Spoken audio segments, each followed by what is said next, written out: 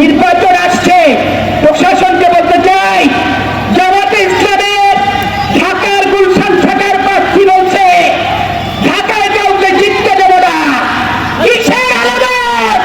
Unit সরকার আপনাকে বলতে চাই, জোর করে জামাতে ইসলাম বাংলাদেশে কোথাও নির্বাচন ভণ্ডনের চেষ্টা করলে অন্তর্বর্তীকালীন সরকার এয়ারপোর্ট ঘেরাও করে একটাকেও আমরা বাংলাদেশ থেকে বের হতে দেব না।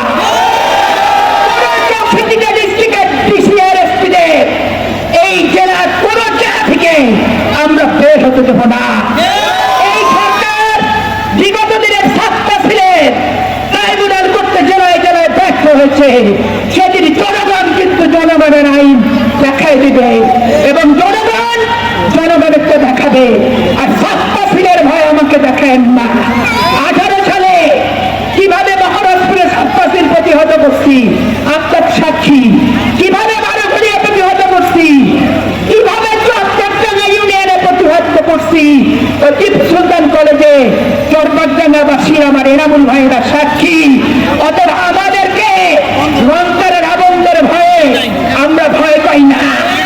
লঙ্কায় আমরা কোনো রাবণ পাঠাই না, লঙ্কায় আমরা সেবক পাঠাই, জনগণের সেবা করার মানুষ পাঠাই, কোনো রাবণ পাঠাই না।